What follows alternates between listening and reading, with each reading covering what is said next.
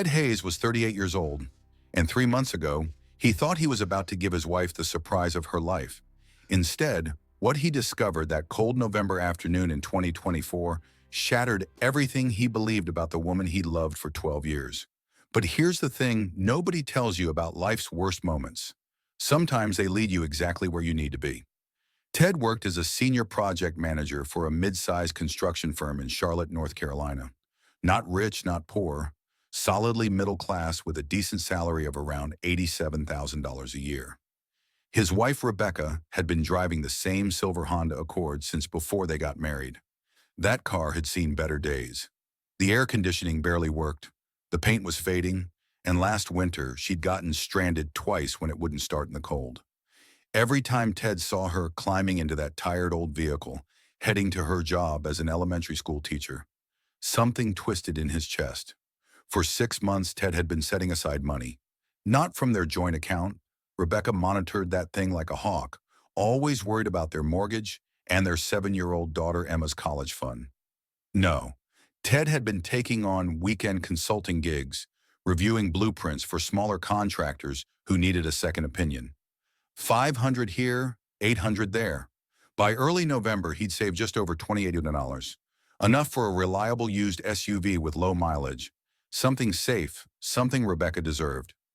He'd found the perfect vehicle at a dealership in South Charlotte, a 3-year-old Toyota RAV4 in deep blue, Rebecca's favorite color, only 31,000 miles, excellent condition, priced at $26,500. Ted had negotiated it down to $25,800, and he'd arranged everything in secret. The plan was simple. Take off work early on Friday, November 15th, pick up the car, tie a giant red bow on it, and surprise Rebecca when she got home from school at 4 o'clock. Ted had imagined her face 1,000 times. The shock, the joy, the tears. Emma would be so excited. She'd been begging for them to get a big car like her friend's mom drove. Everything was perfect. Everything was planned. He had no idea what was actually waiting for him. As we go on with this story of shocking family secrets and devastating betrayals, I want you to do something for me. I want you to kindly subscribe to this channel and like this video. There are brand new stories here every day, and each story is interesting and would teach very valuable lessons. Also, tell me in the comment, what is that unique thing about the city where you're watching from? The morning of November 15th started like any other Friday. Ted kissed Rebecca goodbye at 7:30 as she headed out to Jefferson Elementary, where she taught 3rd grade. She looked beautiful in her navy dress, her blonde hair pulled back in a ponytail, smiling that smile that had made him fall in love with her 14 years ago at a mutual friend's barbecue. "Have a good day," she'd said, touching his cheek. "Don't work too hard." "Never do," he'd replied, grinning. If only she knew what he was really planning. Ted waited until 9 o'clock before calling his boss, David, with a carefully rehearsed excuse about a dental emergency. David, who knew about the surprise Ted had needed someone to cover an afternoon meeting, gave him the all-clear with a knowing chuckle. "Go get that car, man. Rebecca's going to lose it." The dealership visit went smoothly. Ted signed the final papers, handed over his cashier's check, and drove off the lot at 11:45 in the pristine blue RAV4. The new car smell filled his nostrils as he headed to the party supply store for the biggest bow they had. He was practically vibrating with excitement. Ted arrived home at 12:30. Their modest 2-story house sat on a quiet street in the Hickory Grove neighborhood, with a small front yard and a 2-car garage. Rebecca wouldn't be home for another 3.5 hours. Emma was at school until 3, and Ted's mother was picking her up and taking her for ice cream. Part of the plan to keep her occupied while he set up the surprise. He pulled the RAV4 into the driveway, positioning it perfectly so Rebecca would see it the moment she turned onto their street. The massive red bow looked ridiculous and perfect on the hood. Ted stepped back, pulled out his phone, and snapped a few pictures.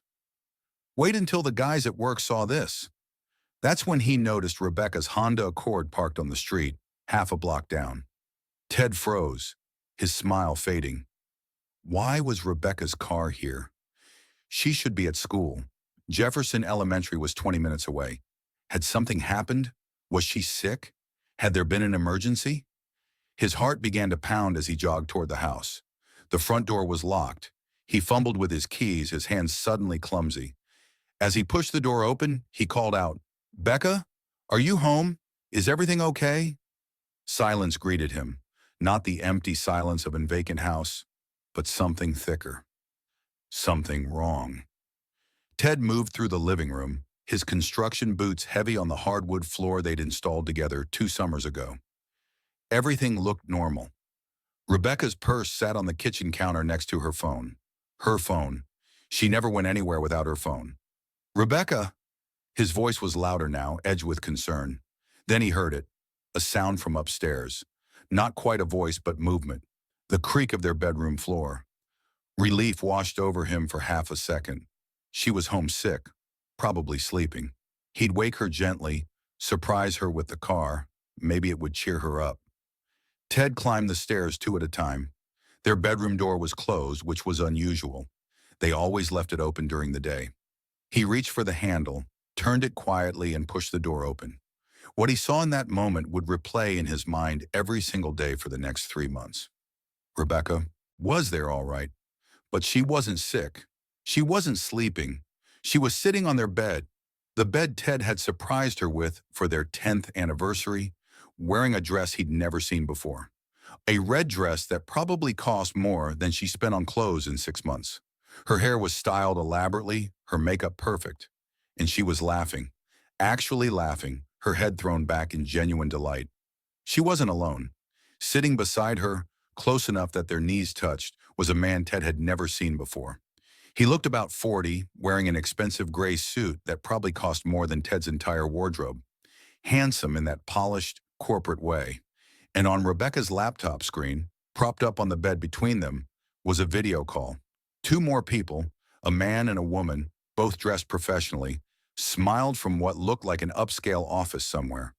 The man next to Rebecca had his hand on her shoulder. Ted stood in the doorway, and time seemed to stretch and compress simultaneously. He opened his mouth, but no sound came out. His brain couldn't process what he was seeing. This wasn't an affair, at least not the kind he'd imagined when the worst-case scenarios had occasionally crept into his mind during their 12 years of marriage. This was something else, something that looked almost professional? Rebecca's eyes snapped to the doorway. Her face went through a rapid series of expressions. Shock, panic, guilt, and then something Ted couldn't quite identify. Something that looked almost like defiance. "Ted," she breathed, her hand flying to her chest. "What are you? You're supposed to be at work." The man in the suit turned, his expression shifting from surprise to something calculating in less than a second. He stood smoothly, extending his hand as if they were meeting at a business conference rather than in Ted's own bedroom. "You must be the husband," he said, his voice smooth and confident.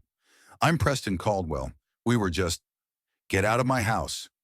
Ted's voice came out low and dangerous, surprising even himself. He'd never been a violent man, never even raised his voice to Rebecca, but something primal had ignited in his chest. "Right now." Preston held up his hands in a placating gesture, but Ted could see the smirk tugging at the corner of his mouth. This man wasn't afraid. If anything, he looked amused. "Ted, please." Rebecca stood up, her voice pleading. "This isn't what you think. Let me explain." "Explain?" Ted's voice cracked. "You're in our bedroom with another man while I'm at work, while our daughter's at school. What exactly is there to explain, Rebecca?" The people on the laptop screen had gone silent, watching the scene unfold like it was a reality show. One of them, the woman, looked uncomfortable. The man just looked curious. "I said get out," Ted repeated, focusing on Preston, who was now gathering a leather briefcase from beside the bed. A briefcase. In their bedroom. What the hell was happening? Preston moved toward the door with unhurried confidence, pausing as he passed Ted. "She was going to tell you eventually," he said quietly, his cologne expensive and cloying. "You might want to hear her out before you do something you'll regret." Then he was gone, his footsteps descending the stairs, the front door opening and closing with a soft click. Rebecca stood in the middle of their bedroom, tears streaming down her face, her perfectly applied makeup beginning to smear. "Please, Ted, please let me explain. It's not an affair. I swear to you, it's not what you think. Then what is it? Ted demanded, his whole body shaking now. What is it, Rebecca?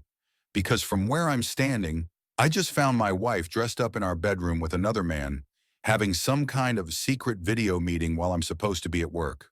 She closed the laptop, cutting off the two observers who'd been watching their marriage implode. When she looked up at him, there was something in her eyes Ted had never seen before, something that looked almost like resentment. I got a job offer, she said quietly, 3 months ago, a really good one. Ted felt like he'd been punched in the stomach. A job offer? That's what this is about? A job offer? Not just any job offer, Ted. A senior position at Meridian Educational Consulting in Atlanta, on starting salary of $145,000 a year. That's nearly double what we make combined right now. The number hit him like a physical blow. $145,000. He made $87,000 and felt proud of it. Rebecca made $52,000 as a teacher. Together, they'd built a comfortable life.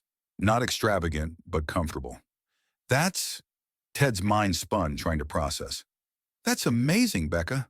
That's incredible. Why wouldn't you tell me? Why all the secrecy? Rebecca's face hardened slightly. Because there's a catch, Ted. There's always a catch with opportunities like this. What catch? She took a deep breath, and Ted saw her hands trembling. The position is in Atlanta. We'd have to move. And Preston, that was Preston Caldwell, the senior partner. He's been mentoring me, helping me prepare for the role. Today was my final interview with the board. I took a personal day from school. Ted felt the room tilting. Move? To Atlanta? That's 4 hours away. What about my job? What about Emma's school? What about your job? Rebecca's voice rose sharply, surprising him. Ted, do you understand what I'm offering? What this could mean for our family? We could pay off the mortgage in 5 years. Emma could go to any college she wants without loans.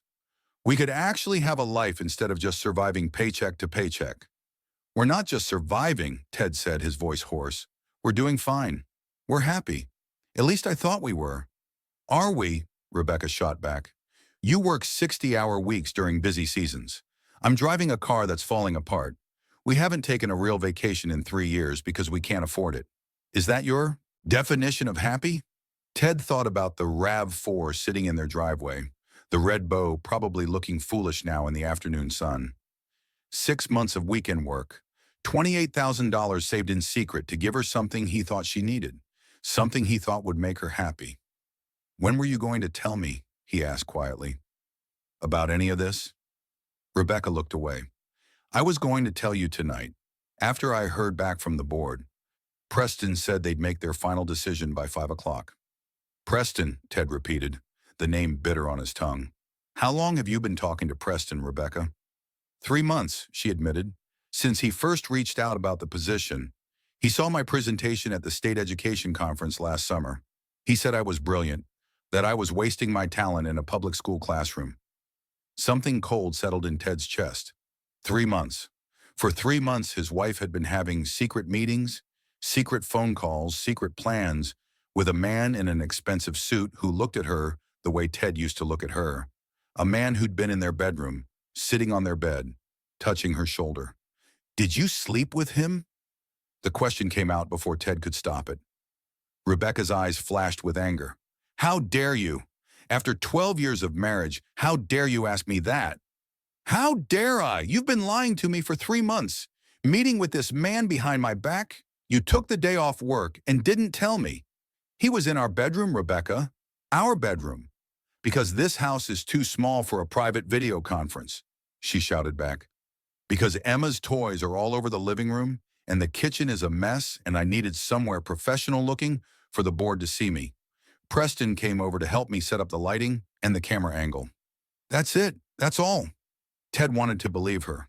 God, how he wanted to believe her. But something didn't add up. Why didn't you just tell me? 3 months ago, when this first came up, why didn't you tell me? Rebecca's anger seemed to deflate slightly, replaced by something sadder. Because I knew you'd react exactly like this. I knew you'd make it about your job, your convenience, your life in Charlotte. I knew you wouldn't even consider it. That's not fair, Ted protested. But even as he said it, he wondered if she was right. Would he have been supportive? Or would he have immediately started listing all the reasons they couldn't move? Make sure you're subscribed to this channel if you have not, because the ending of this story will blow your mind. And drop a comment below telling me what you think Ted should do next. Rebecca sat back down on the bed, her red dress crinkling. I've been teaching third grade for 11 years, Ted. 11 years of the same curriculum, the same parent-teacher conferences, the same tiny salary increases that barely keep pace with inflation. When Preston reached out, when he showed me what I could do, what I could become, it was like someone turned on a light in a room I didn't even know was dark. So this is about money? Ted asked, though he knew it wasn't that simple. It's about possibility, Rebecca said softly. It's about being more than just Emma's mom and Ted's wife and Miss Hayes, who teaches third grade. It's about being Rebecca Caldwell Hayes, Senior Director of Educational Innovation at one of the fastest-growing consulting firms in the Southeast. Rebecca Caldwell Hayes? The hyphenated name sent another jolt through Ted. You're taking his name? It's not his name. It's the company name, she said, but she wouldn't meet his eyes. It's just professional branding. Preston explained, Ted interrupted, his voice hollow.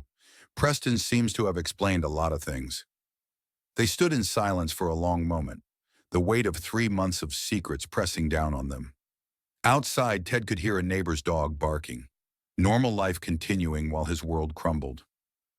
I bought you a car, he said finally, the words feeling absurd now.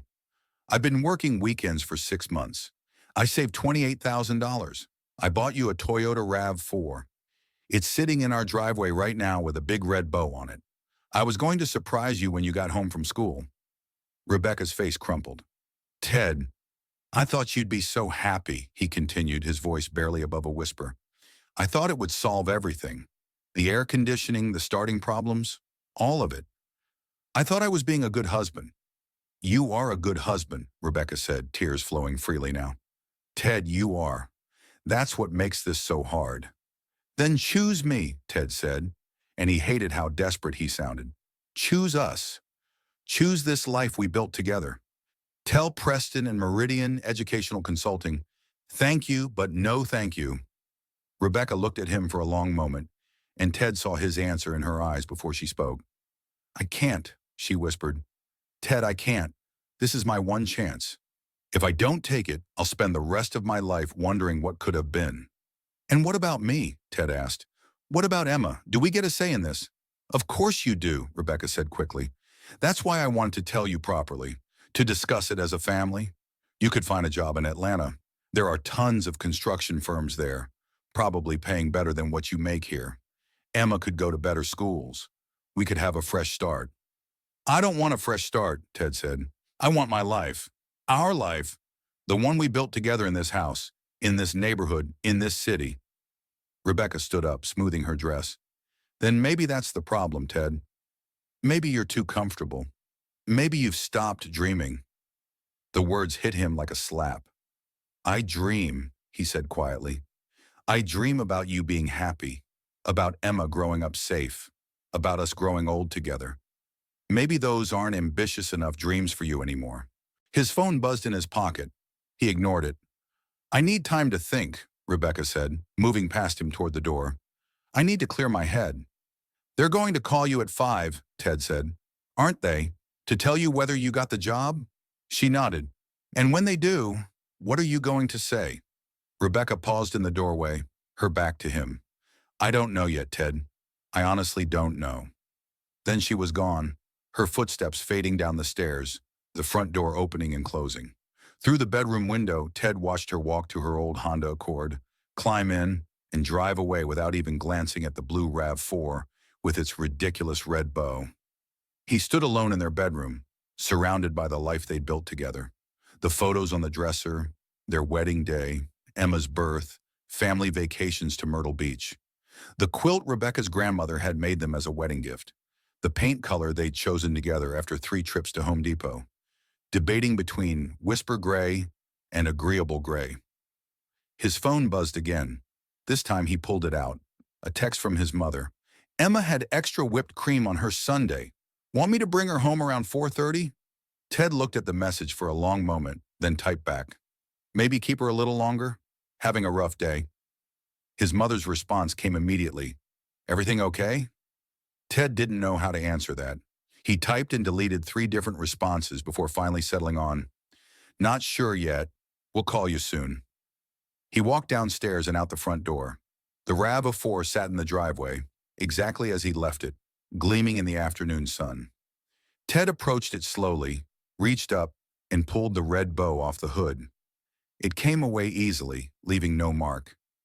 He stood there holding the ridiculous bow, and that's when he started to cry. Not quiet tears, but deep, wrenching sobs that came from somewhere primal in his chest. For 6 months, he'd worked extra hours, sacrificed his weekends, denied himself small pleasures, all to save enough money to buy his wife a car. A car she didn't even know about. A car that was supposed to fix things he didn't know were broken. But they were broken. Maybe they had been for a while, and he'd just been too blind to see it. Ted climbed into the RAV4 and sat in the driver's seat, the new car smell mixing with the salt of his tears. He thought about Rebecca in that red dress, sitting next to Preston Caldwell, laughing in a way he hadn't seen her laugh in months, maybe years. He thought about the hyphenated name, Rebecca Caldwell Hayes.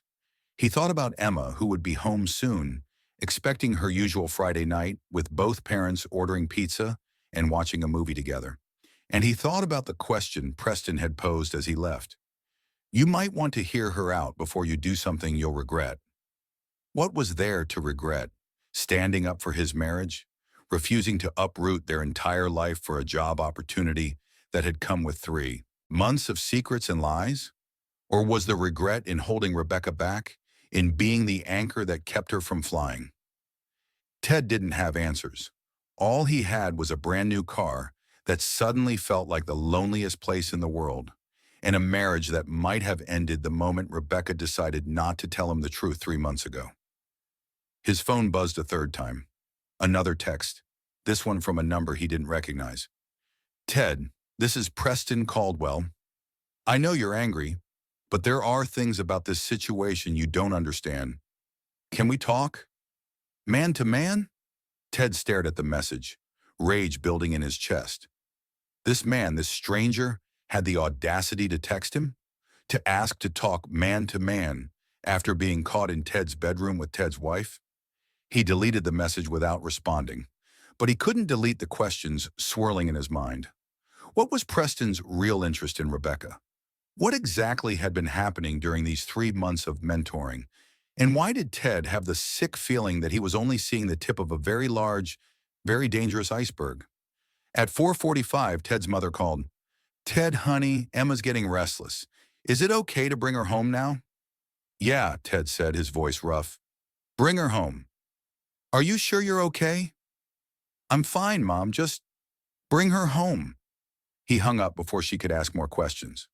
Then he sat in the driveway. In the car he'd bought for a wife who might not want it, waiting for a daughter who didn't know her whole world was about to change. At 4:58, Rebecca's Honda Accord pulled back into the neighborhood. She parked on the street again, and Ted watched her sit in the car, staring at her phone. At 5 o'clock exactly, he saw her answer a call. From the driveway, even 50 feet away, he could see her face transform. She was smiling, actually smiling. When she hung up 2 minutes later, she sat in the car for another long moment. Then she got out, walked toward the house, and saw Ted sitting in the RAV4. Their eyes met through the windshield. And without saying a single word, Ted knew. He knew what her answer had been. He knew what her choice was. He knew in that moment that nothing would ever be the same again.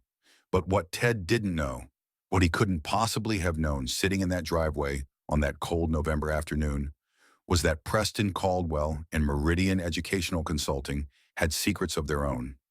Secrets that would make the next 3 months the most intense of Ted's life. Secrets that involved his wife, his marriage, and a truth so twisted that when it finally came to light, everyone involved would wish they'd made very different choices. They had no idea what was coming. None of them did. Rebecca walked toward the RAV4, her phone still clutched in her hand, and Ted could see she'd been crying too. But there was something else in her expression. Determination, maybe, or resignation. She tapped on the passenger window. Ted unlocked the doors, and she slid into the passenger seat beside him. For a moment, neither of them spoke. They just sat in the new car that was supposed to have been a celebration, breathing in the leather smell and the weight of all their unspoken words. "I got it," Rebecca said finally, her voice small. "They offered me the position.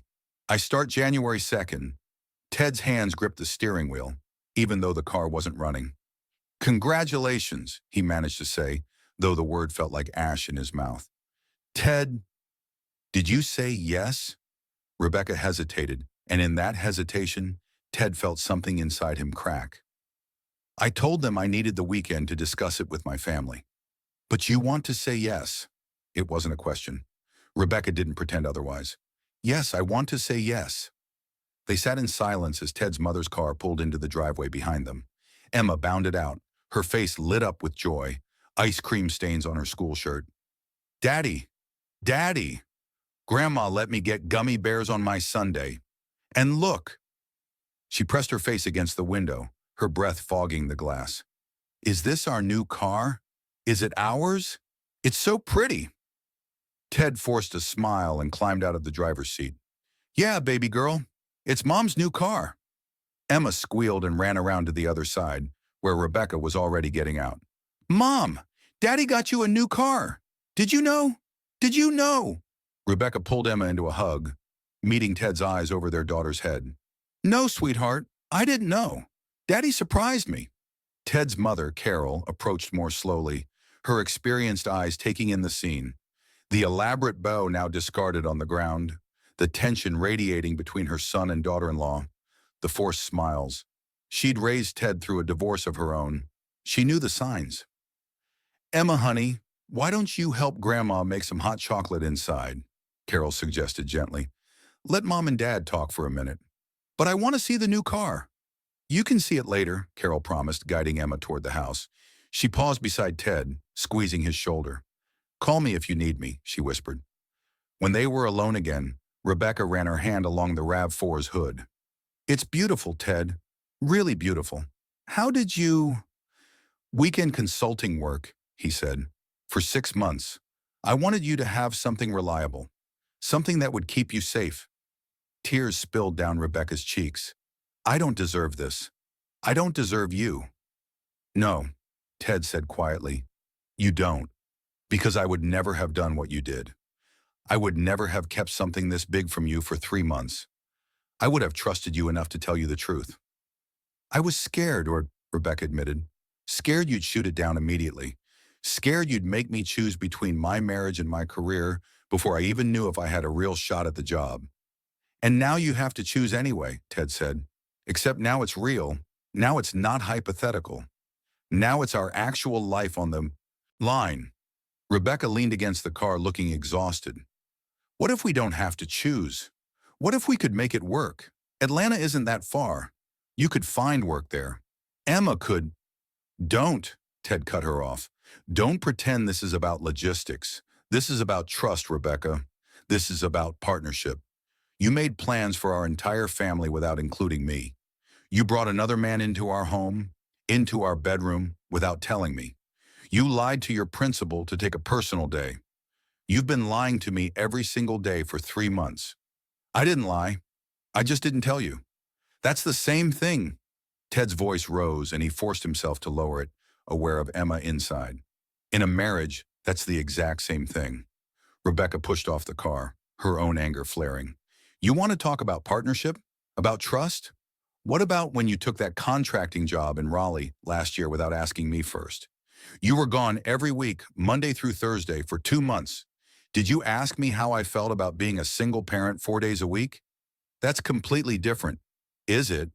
Or is it only different because I'm supposed to be the one who stays home, who stays small, who's grateful for whatever scraps of ambition don't interfere with your career?" Ted felt like he'd been slapped. "I have never asked you to stay small. Never." "You don't have to ask," Rebecca said, her voice breaking. "It's just understood. Your job is important. Your career matters. Your construction sites and your projects and your 60-hour weeks during busy season, those are non-negotiable. But the moment I have an opportunity, the moment I want something for myself, suddenly it's a betrayal. The betrayal isn't wanting something for yourself, Ted said through clenched teeth. The betrayal is lying about it.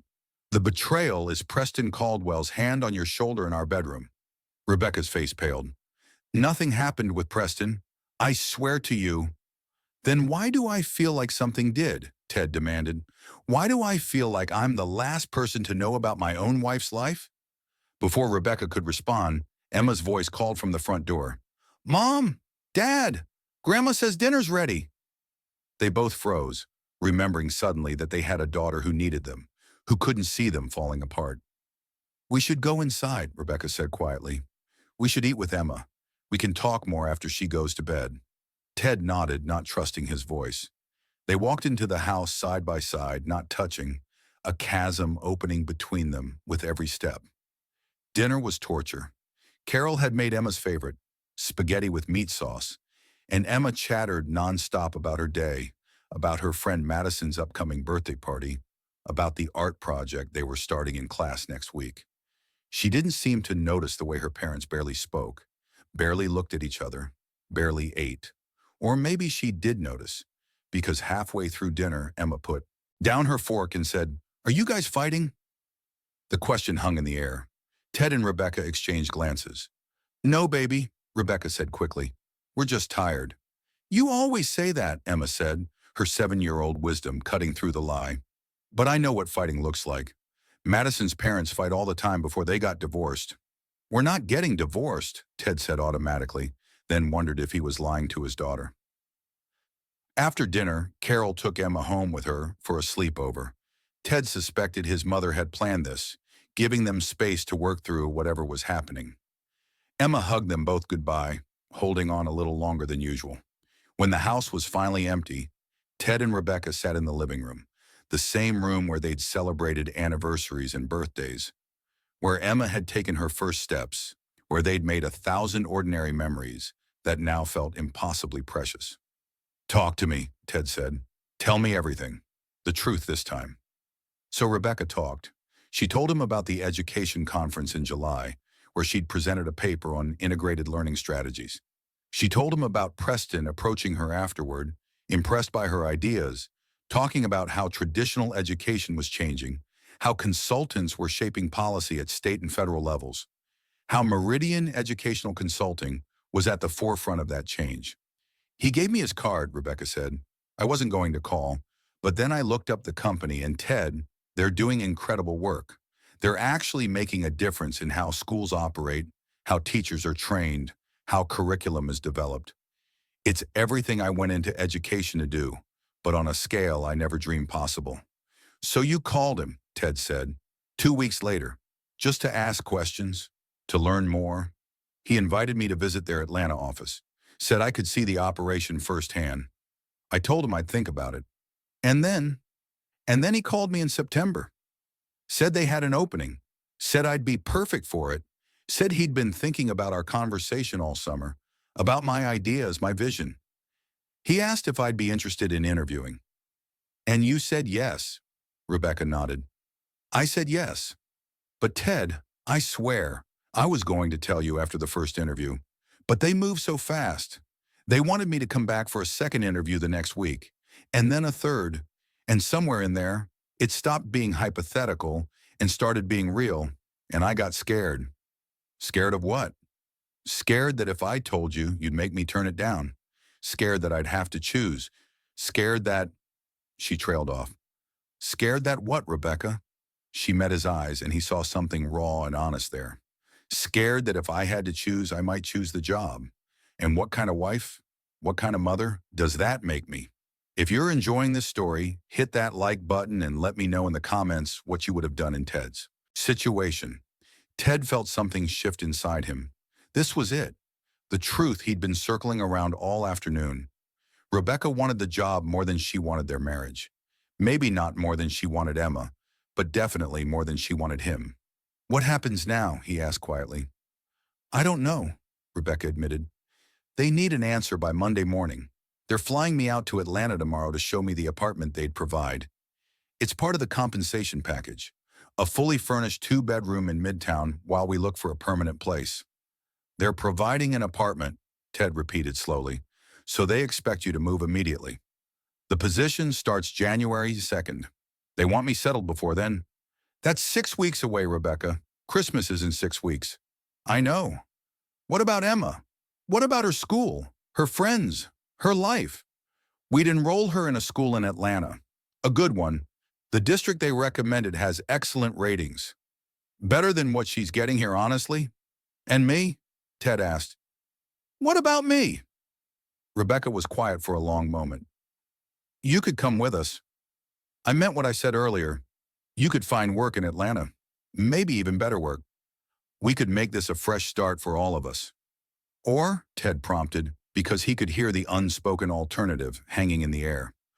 Or we could try long distance for a while, Rebecca said carefully. I could go ahead, get settled, start the job. You and Emma could stay here until the school year ends. Then we could reassess, figure out what makes sense. Long distance, Ted said. So you take the job either way. That's what you're saying. Whether I come with you or not, you're taking the job. Rebecca's silence was answer enough. Ted stood up, pacing to the window. Outside, the RAV4 still sat in the driveway, a monument to his ignorance. I need to know something, and I need you to be completely honest with me. Has anything physical happened between you and Preston? No, Rebecca said immediately. Ted, no. I swear on Emma's life. He's been professional, supportive, yes, encouraging, yes, but professional. Then why do I feel like I'm competing with him? Ted asked, turning back to face her. Why do I feel like he knows things about you, about your dreams, about your thoughts, that I don't know? Rebecca's eyes filled with tears again. Because maybe he does. Because maybe I told him things I was afraid to tell you. Not because you judge me, but because I knew you'd be hurt. I knew you'd feel exactly how you're feeling right now, like I'm choosing something else over you. You are choosing something else over me, Ted said. That's exactly what's happening. It's not that simple. It's exactly that simple. Ted's voice rose despite himself. I'm standing here telling you I don't want you to go. I'm telling you our daughter doesn't want you to go. I'm telling you we built a life here together, and I thought that life meant something to you. But apparently it doesn't mean as much as a fancy title and Preston Caldwell's mentorship in an apartment in Midtown Atlanta. That's not fair, Rebecca protested. This isn't about Preston. This is about my career, my future, my identity beyond being your wife and Emma's mother. I have never asked you to be nothing but my wife and Emma's mother, Ted said, and he could hear the pain in his own voice. I have always supported your teaching. I've covered for you when you had late meetings. I've taken Emma to activities so you could work on your lesson plans. I've been proud of you, so don't act like I've been holding you back all these years. You haven't been holding me back, Rebecca said quietly, but you haven't been pushing me forward either. Preston saw something in me, Ted. He saw potential I didn't even see in myself. He made me believe I could be more than I am. And there it was, the heart of it. Preston had made her feel seen in a way Ted apparently hadn't. Preston had validated her in ways that a construction manager husband and a third-grade teaching job never could. Ted felt something inside him harden. When are you leaving for Atlanta tomorrow? Early, 7 a.m. flight. Preston's picking me up at 6 to take me to the airport. Of course he was. So this is it, Ted said. This is you making your choice. I'm not choosing between you and the job, Rebecca insisted. I need to see it. I need to see the life they're offering before I can make an informed decision. You've already made your decision, Ted said. You made it 3 months ago when you started keeping secrets. You made it today when you took that call and smiled. You're going to take that job, Rebecca. We both know it. So stop pretending this is still up in the air. Rebecca stood up, her hands shaking. Fine. You want the truth? Yes, I want to take the job. Yes, I think it's the opportunity of a lifetime. Yes, I think moving to Atlanta could be amazing for all of us. And yes, I wish you could be happy for me instead of acting like I'm betraying you by wanting something more than this life we have here. This life we have here, Ted repeated. You mean the life where I work my ass off to provide for our family? Where I save for 6 months to buy you a car because I love you? where our daughter has friends and stability and two parents who are actually present? That life? Yes, Rebecca said, and now she was crying openly. That safe, predictable, small life. I'm grateful for it, Ted. I am. But I'm also suffocating in it. The words hit Ted like bullets. Suffocating. She felt suffocated by their life together. Then go, he said quietly. Go to Atlanta tomorrow. See your apartment, meet your new colleagues, start your new life. But don't ask me and Emma to come with you. Don't ask us to give up everything we have here so you can stop feeling suffocated. Ted, please. I'm sleeping in the guest room tonight, he said, moving toward the stairs. You can take the bedroom. You'll need to rest for your big day tomorrow. Don't do this, Rebecca begged. Don't shut down. Talk to me. Fight with me if you have to, but don't just walk away. Ted paused on the stairs, looking back at his wife of 12 years. She looked beautiful and terrible in that red dress, her makeup smeared, her eyes desperate. What's left to fight for, Rebecca? You've already won. You're getting everything you want. I'm not getting you, she whispered. I'm losing you. You lost me the moment you decided I wasn't enough, Ted said. Then he climbed the stairs and closed the guest room door behind him. He sat on the edge of the bed they kept made up for his mother's visits, and finally let himself feel the full weight of what was happening. His marriage was ending. Maybe not officially, not yet, but the truth of it sat heavy in his chest. Rebecca was leaving. She'd already left, really. He'd just been too blind to see it until today. His phone buzzed. A text from an unknown number. Ted, this is Preston again. I know you don't want to hear from me, but I think you deserve to know the whole story before you make any decisions about your marriage. Meet me tomorrow. 10 a.m., Cooper's Coffee on Trade Street. Come alone. Ted stared at the message. Every instinct told him to delete it, to block the number, to never speak to this man who'd invaded his life. But another part of him, the part that needed answers, that couldn't let this go without understanding, wanted to know what Preston had to say. What could Preston possibly tell him that would change anything? What whole story was there beyond a man recruiting Ted's wife and charming her with promises of a better life? Ted typed back before he could stop himself. Fine, 10 a.m., but this better be worth my time. The response came immediately. It will be. Trust me, Ted. Nothing about this situation is what you think it is. Ted turned off his phone and lay back on the guest bed, staring at the ceiling. Downstairs, he could hear Rebecca moving around, probably packing for her trip tomorrow. In 6 hours, she'd be gone. Preston would pick her up, drive her to the airport, fly with her to Atlanta, show her the life she could have. And Ted would be here, in this house, with the ghost of their marriage and a brand new car in the driveway that nobody wanted. But tomorrow at 10 a.m., he'd meet Preston Caldwell. And whatever the man had to say, whatever this whole story was, Ted would finally get some answers. He just had no idea how much he was going to wish he'd never asked the questions.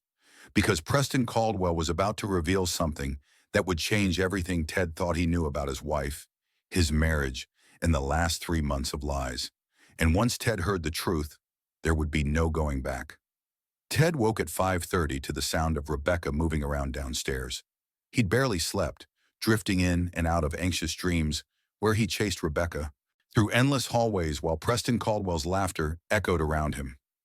Through the guest room window, he could see the first gray light of dawn breaking over their neighborhood. Ordinary Saturday morning in a life that would never be ordinary again. He heard a car pull up outside. Preston, right on schedule. Ted stood at the window and watched his wife walk out the front door with a small rolling suitcase. She was wearing jeans and a sweater now, her hair in a simple ponytail, looking more like the Rebecca he'd fallen in love with than the polished stranger in the red dress from yesterday. Preston got out to help with her luggage, opening the passenger door of his sleek Mercedes sedan. They exchanged words Ted couldn't hear, and then Rebecca glanced back at the house. For a moment, Ted thought she might come back inside, might change her mind, might choose them after all. But she got in the car. Preston closed the door, and they drove away. Ted stood at the window long after the Mercedes disappeared around the corner. His phone showed 6:05 a.m., 4 hours until his meeting with Preston. 4 hours to decide if he was making a huge mistake. He showered, dressed, and made coffee he didn't drink. The house felt hollow without Emma's morning energy, without Rebecca humming in the kitchen as she made breakfast. Just Ted and the memories and the deafening silence. At 9:30, he texted his mother, "Can you keep Emma one more day? Something's come up." Her response came quickly. "Of course. Everything okay?" "Getting there," he lied. "Thanks, Mom." Ted arrived at Cooper's Coffee at 9:55, a downtown cafe he'd never been to before. Neutral territory, he supposed. The place was busy with Saturday morning crowd. Young professionals with laptops, families with kids in high chairs, couples sharing pastries. Normal people having normal Saturday mornings while Ted's world disintegrated. Preston was already there, sitting at a corner table with two coffees waiting. He wore jeans and a casual button-down, looking significantly less intimidating than yesterday's expensive suit. When he saw Ted, he stood and extended his hand. Ted ignored it and sat down. "I got you a black coffee," Preston said, settling back into his chair. "Rebecca mentioned you take it straight." "Let's skip the pleasantries," Ted said coldly. "You texted me saying nothing is what I think it is. So talk. Explain to me why I shouldn't hate you for recruiting my wife and filling her head with dreams that require destroying my family." Preston took a sip of his coffee, seemingly unbothered by Ted's hostility. "First, I need you to understand something. I didn't recruit Rebecca.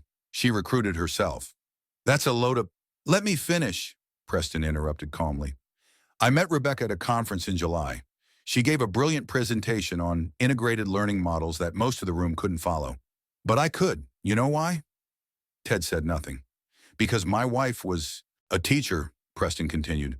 "Elementary school, just like Rebecca. Third grade, actually. She had the same fire, the same passion for changing how we educate kids. She talked about it constantly, how the system was broken, how teachers were undervalued, how she wanted to make a real difference beyond her classroom." "Wanted?" Ted caught the past tense. Preston's expression darkened. "Sarah died 4 years ago. Brain aneurysm. She was 36 years old. One minute she was making lesson plans at our kitchen table, the next minute she was gone." Ted felt a flicker of something, sympathy maybe, or recognition of shared pain. "I'm sorry." "Thank you," Preston said quietly. "I tell you this because you need to understand that when I see someone like Rebecca, someone with Sarah's same passion and brilliance and frustration with the limitations of classroom teaching, I see my late wife. I see what Sarah could have become if she'd lived, if she'd had the chance to expand her impact beyond those four walls." "So this is about your dead wife?" Ted asked, not unkindly. "You're trying to give Rebecca the opportunities Sarah never got?" "Partly," Preston admitted, "but it's more complicated than that. Ted, there are things about Meridian Educational Consulting that Rebecca doesn't know. Things I've been trying to figure out how to tell her before she makes an irreversible decision." Something cold settled in Ted's stomach. "What things?" Preston pulled out his phone, opened his email, and slid it across the table. "Read these. Then we'll talk." Ted looked down at a chain of emails between Preston and someone named Douglas Merrick, identified in the signature as CEO Meridian Educational Consulting Group. The most recent was dated 3 days ago. From Douglas Merrick. Subject RE Hayes Recruitment. "Preston, your concerns about Rebecca Hayes' family situation are noted but irrelevant. Our expansion timeline requires bodies in seats by January 2nd. If she can't commit, we'll move to the next candidate. I didn't build this company by coddling employees' personal dramas. Her presentation skills and educational credentials are exactly what we need for the state contracts we're pursuing. Once she's onboarded, she'll understand that her job is to legitimize our recommendations to school districts, not to question our profit margins. Close the deal, or I'll find someone who will." DM Ted felt sick as he scrolled backward through the chain. Other emails revealed a picture of Meridian that was very different from what Rebecca had described. References to manufactured research, friendly consultants, pressure to recommend specific, expensive curriculum programs to schools regardless of actual educational merit. "What is this?" Ted looked up at Preston. "This company is a scam?" "Not entirely," Preston said carefully. "We do some legitimate consulting work. But over the past year, Merrick has been pushing us towards something closer to a kickback scheme. Educational publishers pay us to recommend their materials to school districts. We generate impressive-looking research reports, send in consultants like Rebecca to make presentations, and districts buy materials that may or may not actually help their students. And you're part of this? I was, Preston said, his jaw tight, until about 6 months ago, when I started noticing the pattern. I raised concerns with Merrick. He made it clear that questioning the model was a career-limiting move. I've been looking for another job since March, but I can't just quit. I need the health insurance. My son has type 1 diabetes. So instead, you recruit innocent teachers to be the face of your corrupt operation? Ted's hands clenched into fists. You're making Rebecca complicit in fraud? No, Preston said urgently. That's why I'm telling you this. That's why I texted you last night. Ted, I like Rebecca. She reminds me of Sarah. Idealistic, brilliant, genuinely wanting to help kids. I can't let her walk into this situation blind. But if I tell her directly, Merrick will destroy my career and I'll lose my insurance. My son's insulin costs $1,800 a month. Ted felt his head spinning. Why are you telling me then? What am I supposed to do with this? Show her, Preston said simply. Take screenshots of these emails. Show Rebecca what kind of company she's actually joining. Let her make an informed decision instead of the fairy tale Merrick sold her. She'll know the emails came from you. Probably, but I can claim my phone was hacked or something. The important thing is that she knows the truth before she says yes on Monday. Preston leaned forward. Ted, I watched my wife die without ever getting to pursue her dreams beyond the classroom. I'm not going to watch another brilliant teacher get chewed up by a corrupt system, especially when I have the power to stop it. Ted took screenshots of the emails, his hands shaking slightly. Why did you have your hand on her shoulder yesterday? In our bedroom? Preston blinked, surprised by the question. What? When I walked in, you had your hand on her shoulder. Understanding dawned on Preston's face. She was nervous about the video interview, shaking actually. I was trying to steady her, help her focus. It lasted maybe 5 seconds. He paused. Ted, I know how this looks. I know what you think might be happening between Rebecca and me, but I swear to you, there's nothing romantic. There never has been. She talks about you constantly. Ted did this. Ted said that. Even when she's frustrated with you, it's clear she loves you. She has a funny way of showing it, Ted said bitterly. She's scared, Preston said. Scared of being stuck. Scared of becoming invisible. You know teachers' salaries haven't kept pace with inflation? You know how many teachers work second jobs just to survive? Rebecca's been teaching for 11 years, Ted. She makes $52,000 a year. That's $4,300 a month before taxes. Do you know what someone with her education and talent could make in almost any other field? So she should just abandon everything? Ted challenged.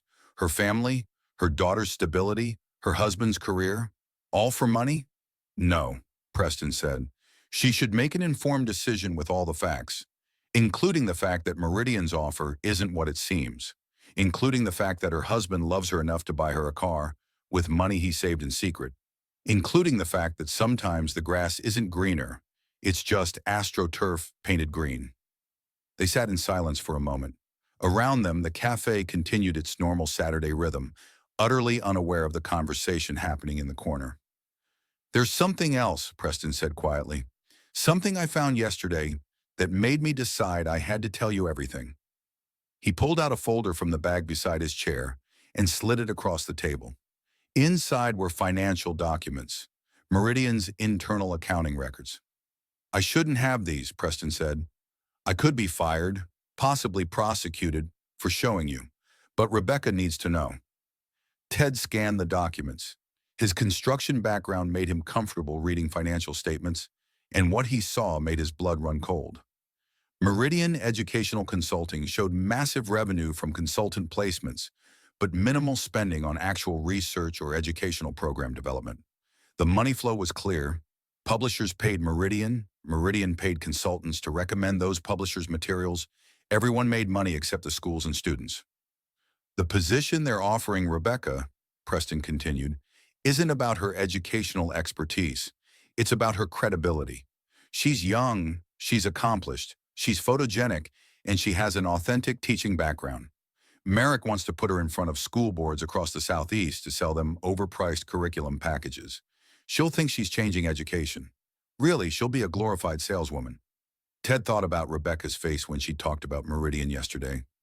The excitement, the sense of purpose, the belief that she'd finally be making a difference on a larger scale. This will break her heart. Better to have her heart broken by the truth than by realizing 2 years from now that she destroyed her marriage for a lie, Preston said. Ted looked at the man across from him, this stranger who'd invaded his life 24 hours ago and who now sat offering him ammunition to win his wife back. Why are you really doing this? The truth. Preston was quiet for a long moment. Because when Sarah died, I was traveling for work. I'd been gone 3 days. We'd fought before I left about me taking the job that required so much travel. She'd wanted me to stay local, take less money, be home more. I'd convinced her the sacrifice was worth it, that the career opportunity was too good to pass up. His voice cracked slightly. She died alone at our kitchen table because I chose ambition over being present. I found her when I got home. Jesus, Ted breathed. So when I see you, someone who clearly loves his wife, who works extra jobs to buy her a car, who wants to keep his family together, and I see Rebecca about to make a choice that could destroy the best thing in her life for something that isn't even real? Preston shook his head. I can't let that happen. I can't watch another family break apart because someone believed the lie that career success matters more than being present for the people you love. Ted felt his throat tighten. She might not believe me. She might think I'm sabotaging her on purpose. Then you make sure the evidence is undeniable, Preston said. Forward yourself those email screenshots. Download these financial documents. Hell, I'll write you an affidavit if you need it. But get her the information before she commits to something she'll regret. Ted nodded slowly, downloading the files to his phone. What happens to you when this comes out? I'll probably be fired, Preston admitted, but I've been interviewing elsewhere. I have 2 promising leads, and honestly, I'll sleep better unemployed than I have in 6 months watching this company corrupt good people. They stood to leave. This time when Preston extended his hand, Ted shook it. Take care of her, Preston said. She's one of the good ones. I know, Ted replied. That's why this hurts so much. Ted drove home in a daze, his phone full of damning evidence about Meridian Educational Consulting. Rebecca wasn't home yet. Her flight wouldn't land until late afternoon. He had hours to figure out how to tell her that her dream job was actually a nightmare. He sat at their kitchen table, the same table where they'd shared thousands of meals, where Emma did her homework, where they'd made plans and laughed and lived their ordinary life. He opened his laptop and began organizing the evidence. Emails, financial documents, screenshots.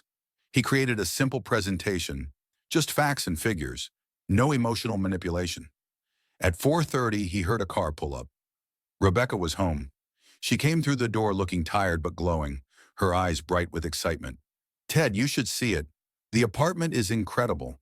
Floor-to-ceiling windows, a view of the Atlanta skyline, completely furnished with modern everything. And the office, it's like something out of a magazine. Everyone was so welcoming, so warm. They even... She stopped, seeing his expression. What's wrong? Sit down, Ted said quietly. We need to talk. If this is about yesterday, sit down, Rebecca. Something in his tone made her comply. She sat across from him at their kitchen table, her excitement dimming to confusion and wariness. Ted turned his laptop toward her. I met with Preston this morning. He showed me some things about Meridian that you need to see.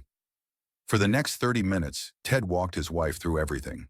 The emails, the financial documents, the kickback scheme disguised as educational consulting.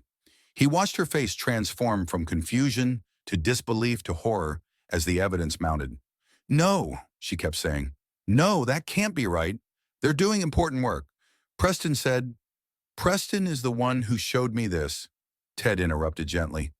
Rebecca, he likes you. He wants you to know the truth before you commit to something that will destroy your integrity. Rebecca's hands shook as she scrolled through the emails on Ted's laptop. They want me to lie to school boards? To sell them materials that don't actually help students? The specific language is legitimize our recommendations. Ted read from one email. You'd be the authentic teacher giving credibility to their profit scheme. Oh, God. Rebecca pushed away from the table, her hand over her mouth. Oh, God, Ted, I almost destroyed our family for this? I almost moved Emma away from everything she knows, made you give up your job, ruined our marriage, all to be a corporate shill. Tears streamed down her face, and Ted felt his anger from yesterday soften into something more complicated. She hadn't known. She'd been manipulated, recruited specifically because of her authenticity and passion, qualities that would make her the perfect unwitting accomplice. What am I going to do? Rebecca whispered. I was supposed to call them Monday morning with my answer. They're expecting me to say yes. There's an apartment waiting, employment contracts, everything. You're going to say no, Ted said firmly. You're going to thank them for the opportunity and decline. And then you're going to come home to your family and figure out what you really want, not what some corrupt CEO wants to use you for. Rebecca sank into a chair, her whole body shaking with sobs. I'm so sorry, Ted. I'm so sorry. You were right about everything. I should have told you from the beginning. I should have trusted you. Instead, I trusted Preston and Merrick and this fantasy of being more than I am, and She couldn't finish the sentence. Ted moved around the table and knelt beside her chair, taking her hands. You are more than this. You're an incredible teacher. You're the woman Emma looks up to more than anyone. You're my wife, and I love you, even when I'm furious with you. Even when I don't understand your choices. I don't deserve you, Rebecca sobbed. I don't deserve this family. Probably not, Ted agreed, a ghost of a smile touching his lips. But you're stuck with us anyway. That's what marriage means. Even when one of us does something stupid and hurtful, we figure out how to come back from it. How do we come back from this? Rebecca asked, looking at him with red, swollen eyes. How do I earn your trust again? Honestly, Ted sat back on his heels. I don't know yet. This hurt, Rebecca. These past 24 hours have been the worst of my life. Finding you with Preston, hearing about 3 months of secrets, watching you get excited about leaving us, it gutted me. I know, and I'm so sorry. But, Ted continued, I think we can get through it. If you're willing to be completely honest from now on, if you're willing to go to couples counseling, if you're willing to figure out why you felt suffocated by our life and what we can do differently so you never feel that way again. Rebecca nodded frantically. Yes, anything. Ted, I'll do anything. I don't want to lose you. I don't want to lose this. She gestured around their kitchen, their home. I was an idiot to think anything could be better than what we have here. You weren't an idiot, Ted said, surprising himself with his own generosity. You were someone who felt unseen and undervalued, and when someone came along and made you feel important, you chased that feeling. I get it. I do. But we need to figure out how to make sure you feel seen and valued here in this marriage, so you don't go looking for it somewhere else. They sat together in the kitchen as the afternoon light faded to evening. Rebecca called Merrick's office and left a voicemail declining the position, citing personal circumstances that require me to stay in Charlotte. She blocked Preston's number, not out of anger, but because they both agreed clean boundaries were necessary moving forward. What about the RAV4? Rebecca asked eventually. It's sitting out there with that stupid bow, and every time I look at it, I feel like the world's worst wife. The RAV4 is yours, Ted said firmly. I bought it for you because I love you. That doesn't change just because we're going through something hard. You deserve to have a safe, reliable car. But you were saving for 6 months. And I'd do it again, Ted interrupted. Rebecca, I'm angry and hurt, but I still love you. Those feelings can exist at the same time. The anger will fade eventually. The love won't. Fresh tears spilled down Rebecca's cheeks. How did I get so lucky to have you? You didn't, Ted said with a small smile. I'm the lucky one. You just forgot that for a little while. That evening, they picked up Emma together from Ted's mother's house. Emma was overjoyed to see them both, chattering about her sleepover and showing them the pictures she'd drawn of their family. Stick figures of Ted, Rebecca, and Emma holding hands under a bright sun. Is everything okay now? Emma asked in the car ride home, her 7-year-old intuition picking up on the shift in her parents' energy. "Getting there, baby girl," Rebecca said from the passenger seat of the RAV4, her RAV4 now, the red bow finally removed. "Getting there. Make sure you're subscribed to this channel because what happens next in this family's journey might surprise you. Drop a comment below sharing your thoughts on second chances and rebuilding trust." In the weeks that followed, Ted and Rebecca began the hard work of rebuilding their marriage. They started couples, counseling with a therapist named Dr. Patricia Chen, who didn't let either of them off easy.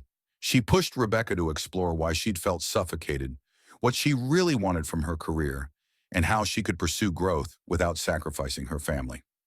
She pushed Ted to examine whether he'd been truly present in their marriage or just going through the motions, whether he'd taken Rebecca's contentment for granted. It wasn't easy. There were difficult sessions where they both cried, where old resentments surfaced, where Ted's hurt and Rebecca's guilt threatened to overwhelm them. But they kept showing up. They kept choosing each other. Rebecca started looking into local educational consulting opportunities, legitimate ones, with companies that valued teachers and wanted to improve education rather than exploit it. She found a part-time position with a nonprofit that trained teachers in underserved schools, work that let her expand her impact while still teaching 3 days a week. The pay was modest, but the fulfillment was real. Ted started leaving work at 5 o'clock 3 days a week, no matter how busy the construction site was. He realized that he'd been using work as a shield, a way to feel successful and important, while missing moments with Emma and Rebecca that he could never get back. He coached Emma's soccer team. He took cooking classes with Rebecca on Thursday nights. He learned to be present. They celebrated Christmas in their Charlotte home, surrounded by family and friends, the RAV4 parked safely in the garage. Emma got a microscope she'd been begging for. Rebecca gave Ted a framed photo of their family at Emma's last soccer game, all three of them laughing, captured in a moment of pure joy. Ted gave Rebecca something unexpected: enrollment in an online master's program in educational policy through UNC Chapel Hill. "If you want to make a bigger impact," he'd said when she opened the acceptance letter, "do it the right way. Get the credentials, build the expertise, and then change the system from a position of knowledge and integrity." She'd cried and held him and whispered, "Thank you for believing in me even when I didn't believe in myself." Preston Caldwell emailed Ted once, about 3 weeks after their coffee meeting. "Wanted you to know I quit Meridian, found a position with a legitimate educational foundation in Washington, D.C. Starting fresh. How's Rebecca?" Ted had shown Rebecca the email. Together they composed a response. Rebecca declined the Meridian offer. She's pursuing legitimate work in education while rebuilding her teaching career and her marriage. "Thank you for your honesty. It saved us. We hope you find peace." Preston had replied simply, "Sarah would be glad I did the right thing. Be well." On Valentine's Day, 6 months after the worst day of their marriage, Ted and Rebecca renewed their wedding vows in a small ceremony in their backyard. Emma served as the flower girl and the maid of honor, and the ring bearer all at once, taking her duties very seriously. When Ted looked at Rebecca, beautiful in a simple white dress, her eyes clear and honest, her hands steady in his, he thought about how close they'd come to losing everything. How a series of small choices and secret conversations had nearly destroyed 12 years of love and partnership. But they'd survived, more than survived. They'd grown. They'd learned that trust wasn't just given on a wedding day. It had to be earned and maintained and sometimes rebuilt from the foundation up. They'd learned that feeling suffocated in a relationship meant you needed to speak up and work together, not make secret plans and keep secrets. They'd learned that ambition was healthy, but not at the cost of integrity or family. "I promise," Rebecca said during the ceremony, her voice strong and clear, "to never keep secrets that affect us both. To trust you enough to tell you my dreams, even when I'm scared. To remember that we're a team, and teams don't make plays without communicating." "I promise," Ted said, his own voice thick with emotion, "to never take you for granted. To see you not just as my wife, but as the incredible woman you are. To support your dreams while building ours together. To always choose us, even when it's hard." Emma cheered. Ted's mother cried. Their friends applauded. And as Ted kissed his wife, really kissed her, With all the love and hurt and forgiveness and hope that lived in his heart, he thought about the RAV4 parked in their driveway, the car he'd bought to surprise her with love and ended up using to remind them both that material things meant nothing compared to the real work of being present, being honest, being partners in every sense of the word. Sometimes the best surprises aren't the ones wrapped in red bows. Sometimes they're the ones that come after everything falls apart. The surprise of discovering you're stronger than you thought, that love can survive betrayal, that truth, even painful truth, is always better than comfortable lies. Ted Hayes was 38 years old, and 6 months ago his marriage had nearly ended in their bedroom on a cold November afternoon. But standing in his backyard on Valentine's Day, holding his wife's hand while their daughter threw flower petals in the air, he realized something profound. Sometimes you have to lose everything to remember what really matters. And what really mattered was standing right beside him, promising to build a life not of secrets and suffocation, but of honesty and growth and choosing each other every single day. The lesson Ted learned, the one he'd carry with him forever, was simple but powerful.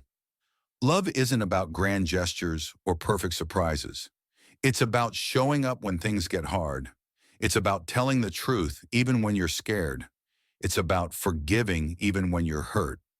And most importantly, it's about remembering that the life you have might not be perfect, but if you're building it with someone you love, with honesty and presence and commitment, it's more valuable than any opportunity that requires you to sacrifice your integrity or your family to achieve it. If you enjoyed this story, like this video, and leave a comment telling me what you thought. And if you're not already subscribed to the channel, please subscribe and hit the notification bell to get alerts for new stories like this one. Thanks for watching, and I'll see you next time.